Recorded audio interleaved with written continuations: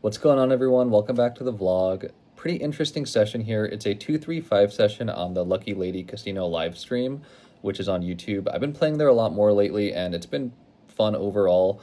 I've been playing a wider range because the mandatory $5 straddle, and also I think the players generally play a bit looser and tend to limp in a lot of pots. So I've been trying to take advantage of that as well when I play. And overall, I've been having a good time on that stream. So hope you guys enjoy this video. Stay tuned for the end. I have some exciting news about the channel and also my next session coming up. And I hope you guys enjoy this video. Thanks.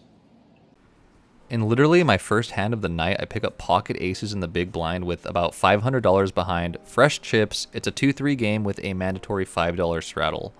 Middle position puts in the raise to $15, it folds over to the small blind, and he quickly folds as well. So it's on me here, I just sit down, I have the aces, I raise it up to $45. The under the gun player looks like he wants to make a play here. I know when the straddle's on, people try to get a bit fancy pre-flop and get some value out with squeezing, but he ends up putting in the fold. Keep in mind, middle position only has about $65 total in a stack, so he puts in the remainder of that, and I snap call, show him the bad news that we picked up aces in the first hand of the night. I've played with this guy a couple times before. He does a lot of short buy-ins and goes all in pre-flop often, so I knew he probably has a lot of different hands he could show up here with. Flop comes out 5-9 king with 2 hearts. We're holding the ace of hearts. We make a set on the turn, 3 of diamonds on the river. Worried about a possible flush, obviously, with the diamonds, but he ends up mucking, says we're good, and we pick up a nice $65 win to start the session.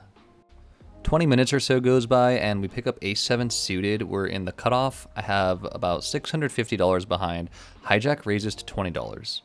I raise it up to $60 here with ace-7 suited, which might be a bit wide, but considering the straddle's on and everyone's kind of playing wide in general on this stream, I feel like it's appropriate to widen up a bit. Hijack does call my $60 here, so I think he has some hands like maybe ace-queen offsuit, ace-jack, things like that where they don't want to raise again in case they face a jam or something along those lines, but they want to still play the pot. Flop comes out 10-8-5 with 2 hearts, and he checks over to me. I put a c-bet here for $50 to kind of gauge where I'm at, and he calls me very quickly. Considering I'm not holding any hearts or club, I'm a bit concerned when this turn comes out, the 8 of clubs. Would be really great if we had some kind of outs. I think an ace is really the only thing we are wanting to see here on the river. He checks over to me, and I kind of get scared to keep bluffing, so I check back. There's definitely a case to be made to bluff on the turn, but I kind of feel like I got myself in a mistake here. I don't really know why I'm in this pot with ace-7 suited. He checks over to me, and I think there's an opportunity to bluff. But I also think to myself, with how the board came out and as played, ace-high might just be the best hand. So I don't want to fall into any traps and feel like I need to make a hero call with ace-high. I just check it back and see what happens. And he says I'm good, and ace-high took this pot down. A little embarrassed to show ace-7 suited in the cutoff there, but it is what it is. We take down about $115 in profit, and we're on to the next hand. So about 3 hours goes by, and we finally pick up a hand that's somewhat interesting. I pick up ace-4 off, and I raise it up to $20, cutoff calls. I've been working on polarizing my range a bit more and just trying to play wider and taking more of a 3 or 4 bet or fold strategy instead of just limping into pots. So that's why I'm kind of raising a bit wide this session. Under the gun raises to 60 here, and I really should be folding, but I put in the call and so does the cutoff, so that kind of shows how crazy this game is. It's just a lot of calling 3 bets, calling 4 bets. Even though I'm trying my best to not just limp into these pots once someone raises, I still kind of get caught in the habit of doing it, which is something I got to work on. Anyway, the flop comes out 9-jack-2 with 2 clubs. Under the gun checks, and I end up checking 2. No reason to bet on this board. In another weird spot with ace-4 off. Cutoff checks, and we're off to the turn, which comes out at ace of diamond. I think we got pretty lucky with that turn. There definitely could be a better ace out there, so I want to be a bit cautious. Under the gun only bets $25 though into about 170, so it's a bit of a weak bet. I just call because I don't want to fall for anything weird. Cutoff folds, and we're off to the river now. And the river is a 10 of clubs, which is kind of a scary card. The flush gets there, straights get there, maybe 2 pairs. I don't know. He checks, and I check quickly back, hoping I just take this pot down with top pair. Considering I'm holding a really weak kicker, I don't know how often I'm good in this spot, but it looks like we are this time, and we take down about $145 in profit. 5 minutes or so goes by and we pick up ace 5 off under the gun. I have about $1,000 behind now. Middle position raises to $10 and the hijack calls. I'm up a good amount on the session so far. This is another example of a hand where I feel like I should be either 3-betting or just folding, especially when I see the small blind call as well. I just put in the call for some reason, which I think is a mistake. I should probably just be folding or raising, but unfortunately I do just make the call and we're off to the flop, which comes out queen, queen, ace, 2 diamonds, pot's about $40. I definitely think we have the best hand at this point. Pretty unlikely someone has a queen, maybe an ace with a better kicker. Considering the pre-flop action, it's unlikely though. The flop gets checked through and the turn comes out a 5 of hearts, which I don't think improves many people. I do make 3 pair if that mattered. I bet $20 and middle position folds. As of right now, I have 2 pair and a pretty bad kicker, so I'm trying to gauge where I'm at in this pot with that bet. I see the hijack call and the small blind calls as well, so we're off to the river, which is a 4 of spades. I do think I have the best hand at this point, but I don't really know what I would be targeting with a bet. So when small blind checks over to me, I also check, hoping to just get the showdown with an ace here. Hijack does a pretty large bet here, I think, based on his line up to this point. I don't expect him to be betting here with an ace. He probably has a queen. He bets $45. I guess when you look at the pot size, it's not too large. It's about half the pot size.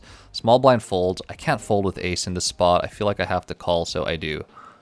And he shows queen 6 suited, so I guess that's my fault there for not 3-betting pre-flop or playing just better hands in general. I lose about $75, but good hand for him. I think he got a lot of value out of me on the river there.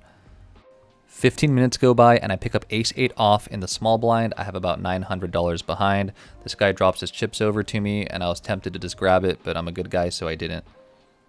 Middle position raises to $35, and this is kind of the theme of the video. I just keep playing bad aces and I do it again here. So I just call. I should be betting or folding, but I do just call. Big blind and under the gun both fold. So we're off heads up now, going to a flop. And the flop comes out a pretty interesting one. It's Jack 9-7 with 2 hearts. We're holding the ace of hearts here, so we have some outs. We also have a straight draw. I check. Don't want to get fancy here with betting into him. And this guy bets $35 into me. Kind of a small sizing, so it looks like he's trying to get some value out of me or see where he's at. Maybe just a standard C bet. I call the $35 and the turn comes out a 6 of spades. I decide I want to just keep checking here and hope I hit one of my outs. I don't think we're in a spot to bluff yet, but if a heart does come out on the river, I told myself since I'm holding the ace of hearts, I'm going to make an attempt at bluffing if I need to. Hopefully we just get there, and he bets $65. This is starting to look more and more like an overpair, but I feel like if he had an overpair, he'd be betting a lot more considering there's a flush draw, a straight draw, things like that out there. So I decide I want to go along for the ride and hope we hit one of our outs. Maybe I don't even have an out and I'm just drawing dead, but I do think if the heart comes out, we're in a good spot to bluff. And sure enough, the 2 of hearts comes out here. I'm trying to think what my next move should be. Maybe I should check to him and then raise when he bets. Maybe I should just check and see if ace high is good, or maybe I should just bet right now. And unfortunately, I do the route of betting, but I bet way too small for a bluff. I bet $125, which I'm really regretting because that's such an easy call for him even with a pair. I must have thought this sizing would look like I'm doing a value bet and I want to take his $125, but unfortunately I do think it just makes a pair very likely to call. If I went something like 300 or something, maybe he doesn't call.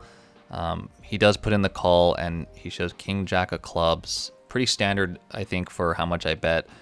Misplayed that hand awful on my part and I lose about $260. But I'm not that upset because about 10 minutes later we pick up pocket aces and I'm feeling a lot better now in the hijack. Have about $650 behind and we lost a lot of our profits up to this point. Can only be mad at myself with how I played that last hand, so I raised it up to $25 here with aces, hoping to make some money back.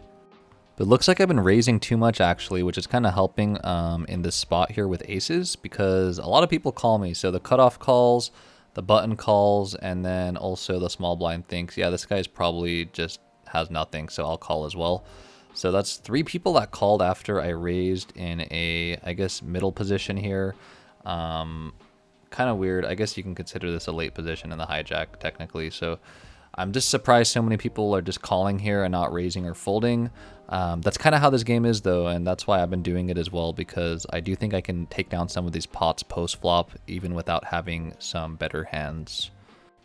And the middle position actually decides to raise it to $150, which saves me a lot because I had a lot of limpers going into this pot. I really don't want to go 5 or 4 ways to the flop with aces. I'd rather go heads up or maybe bring one more person along. So when I see the 150, I'm a bit relieved. I'm just trying to think of what my next move's going to be. Some of these players have close to what I have behind, so I don't want to go too crazy. I'd rather just do a raise here and maybe induce a jam from another player that's slow playing something like ace king or kings, maybe even ace queen will jam here. But I end up raising to $400. I think that's a decent size for what's in the pot and what people have behind. And it folds over to the middle position, who goes all in for the remainder of his chips, about 375 total. We're going heads up. I don't know what he has at this point, but I know I have him beat. We decide to run it twice. As played, I feel like he has a lot of hands like kings or queens here, maybe even ace king. First flop comes out a bit scary with all the clubs, but obviously it's highly unlikely he has 2 clubs in this spot, especially since I'm holding the ace of clubs. Second flop comes out with 2 9s, 4 8 7. He shows king queen of diamonds, so pretty bold move on his part to raise there. We take down about $450 in profit, and we're back up for the evening. In one of the last hands of the night, I double straddle, hijack limps, and the cutoff raises to $45, and I'm holding pocket 10s. I have about 1100 behind, and this is a really good spot. I end up just limping in to be a bit deceptive and kind of I don't want to play too face up with my cards, and I kind of want to limp in with some strong hands once in a while just to change it up. It's 3 ways to a flop now, and it comes out ace 4 10. We nail our set on the flop. $135 in the pot. I don't really need protection on this board. I guess a straight could get there, but there's no flushes out there. Cutoff bets $200 after both of us check over to him, and I'm trying to decide here if I want to just go for it all here. He doesn't have too much behind. I do think I want this other player to put in the call as well, so I want to play it a bit slow and look like I'm thinking on maybe if my draw is worth calling for. I just put in the call, and unfortunately the player next to me folds very quick, so we're off to the turn heads up. I'm thinking this guy has something like ace king or maybe a strong pocket pair, so I want to play for the chips all on this turn here. It's not too crazy of a card. I don't think it scares either one of us that much. I put in $185, which is what he has remaining, and he snap calls me here. I want to play for it all now versus on the river, where I think it might be harder to get some value from a hand like ace king. Jack of hearts comes out on the river. He sure enough shows ace king of diamonds. We lock this pot down for quite a large profit, and also quite a large profit to end the session. I played a few more hands after this, and I think I lost a couple chips, but nothing crazy and nothing too entertaining to watch. We still win a lot for the day, and this pot was about $475 in profit. So overall, a really good session. All right, everyone, and that wraps up my session at the Lucky Lady Casino live stream. Pretty good profits on that session. Had a really good time, and I really love playing with all the players at Lucky Lady. The casino's great too, so had a great time in that session. The exciting news is we actually just hit 1,000 subscribers recently, which is super cool, and I wanted to celebrate. So I'm gonna go to Vegas this month to the Bellagio and the Aria. Not sure which one I want to play at yet, one of the two, maybe both, but I want to play a 5-10 game with a $1,000 buy-in. I'll have a few more buy-ins in case something goes wrong early, hoping that's not the case. But I have been on a bit of an upswing here, and I've been doing well in the month of May, so hoping to extend that luck over to Vegas, and also wanted to celebrate a bit for getting 1,000 subs. So appreciate all of you guys for checking out my content and subscribing. It's very helpful, and I'll see you guys later.